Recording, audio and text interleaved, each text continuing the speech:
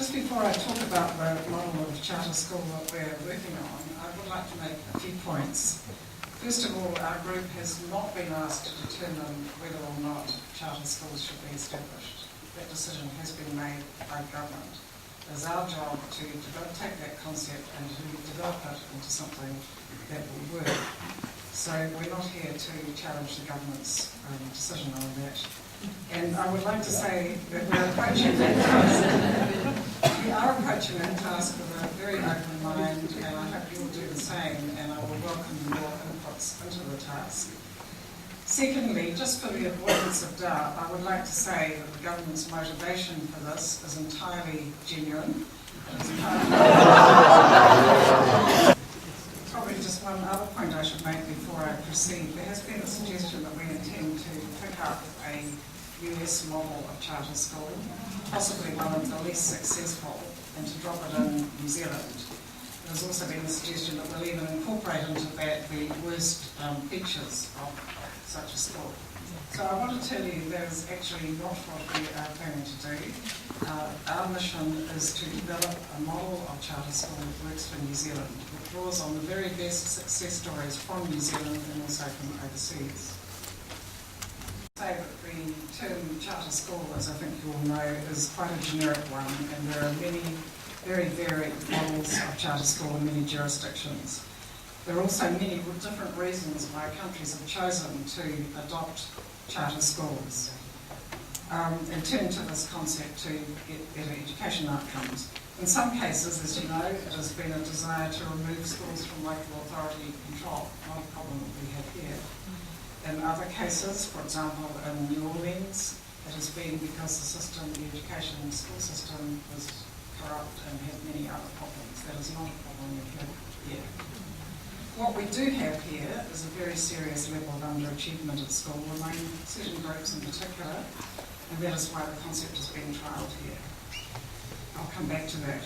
Within each international model of charter school, there are some very successful schools, some that are mediocre and some that have failed. What we do know is that despite failures and mistakes, the movement is growing. So in the United States, for example, over 2 million children now go to charter schools, and a further 400,000 are on waiting lists. They are growing at the rate of about 9% a year. So there is clearly a demand for them. But I hope that we're not going to spend this evening making apples and oranges comparisons with other jurisdictions and what has worked and maybe what hasn't worked. I don't think that is going to get us very far. As the Massey Group indicated in their research, the evidence is vast and inconclusive, and people never approach it, or very rarely seem to approach it from a neutral point of view, either for it or against it. And that tends to colour the results of their work. We do know that studies show mixed results, but we also know that many charter schools do work well for poor and disadvantaged students, for students from minority groups, for students for whom English is a second language, and other children. We also know that design of legislation makes quite a difference. Certainly, we are very mindful of the pitfalls, and I really want to emphasise that, as well as the successes from other jurisdictions and also the success stories in New Zealand. And we will take those on board as we develop a New Zealand model, because that is what we need to focus on, and that is what we are trying to do here. So I'm going to start by explaining why the government decided to pilot charter schools. The first question is how our schools are performing currently, or more accurately, how our students are doing at school. Yes, we rank high by overseas standards for overall performance, and our top students are among the best in the world. So we don't need to worry about the students at the top end of the system. But we do rank low for equity. In other words, we have a very wide spread of results and a very long tail of underachievement, as we keep hearing. Around 20% of our students leave school with no qualifications after up to 11 years of education. 30% of our students do not achieve level 2 NCEA. That means they lack even the most basic literacy and numeracy skills required to lead any kind of a fulfilling life. Of this group, 52% are Māori and 40% are Pacifica. Okay, sorry if I'm telling you something you already know. I just want to set out the facts. Can I just finish and then you can ask questions? Is that okay? These are the latest figures from the Ministry of Education. From Business New Zealand, we know that around 40% of working age adults in New Zealand lack basic numeracy and literacy skills. If you look at the latest quarter of the Department of Labour figures, there are currently 86,850 young people, that's 15 to 24-year-olds, who are not in employment, education or training. I think these are pretty deplorable figures.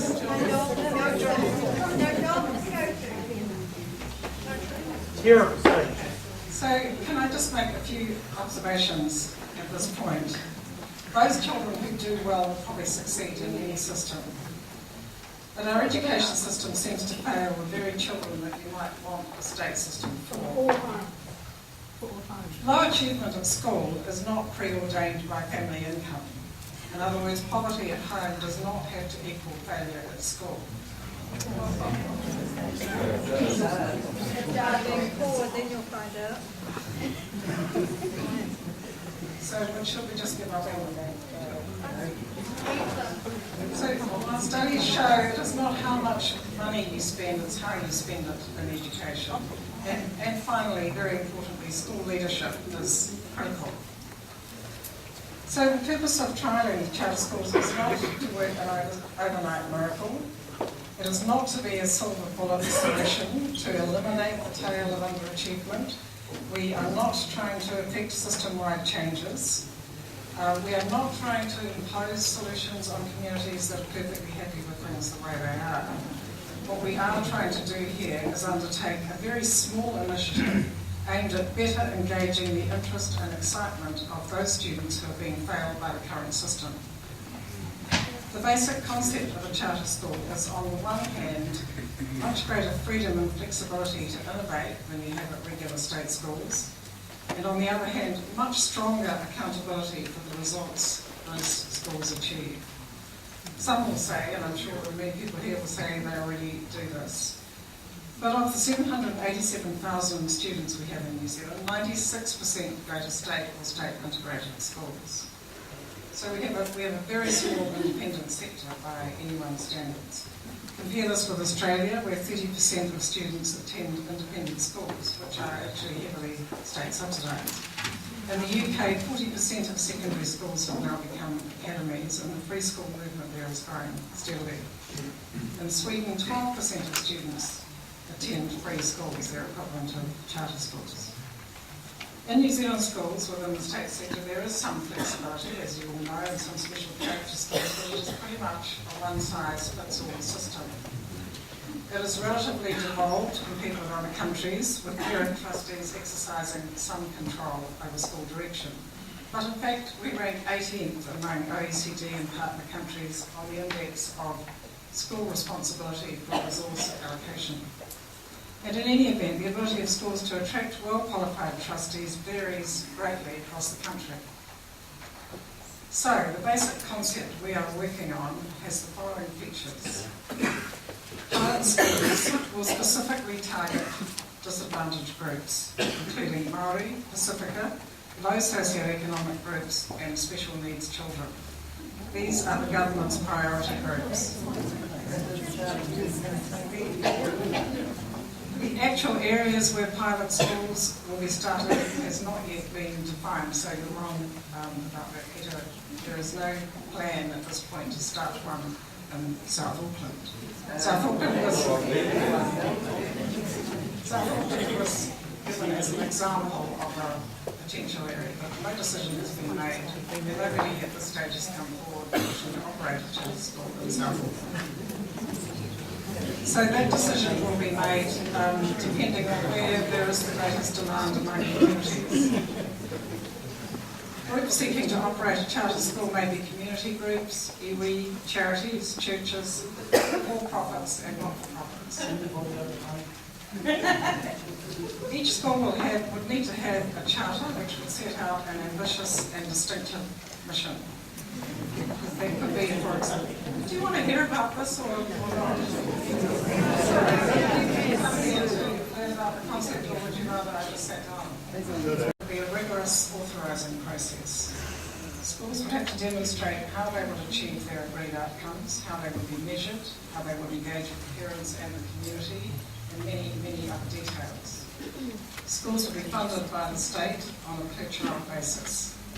The school would have freedom to innovate in terms, for example, of teaching practice, teacher employment arrangements, school day and year, and other things. They would have freedom with respect to curriculum, providing it can be mapped against the New Zealand curriculum or another recognised curriculum in terms of values, principles, key competencies and so on. There would be very strong external accountability and a clear process for dealing with failure. Enrolment procedures and policies would be very important to ensure that no child could be selected or excluded on grounds of ability or background, unless the school has a specialisation. And if the school is oversubscribed, enrolment would be on a lottery basis. Schools may start up from scratch, or existing schools may choose to convert to charter status. So that is the framework we're working with. It's still very early days in the process, with much consultation and detail to be worked through. We are running a very open and consultative process. That's why I'm here, and I'm very interested to hear what you've got to say, and I will take it on board. Our focus right now is on identifying what legislative requirements will be made in order to enable charter schools to operate. We do have a website that is pretty rudimentary at this stage, but we do plan to post a lot of material on it, and I hope you'll look at it. Over the next few weeks, we'll be meeting with schools, sector organisations, teachers and other interested parties to listen to their advice and any concerns. I should say that we've had a huge amount of interest in the project, in particular from groups who would like to operate a charter school. We had a first meeting last week at our instigation with Robin Duff and colleagues from the PPCA, and with Ian Lecky here and Paul Bolter from the NZEI, and we hope that will be the first of an ongoing dialogue with them. So again, thank you for your time, thank you for listening, thank you for the opportunity to present to you, and I and Mike here will be very happy to take any questions. Thank you.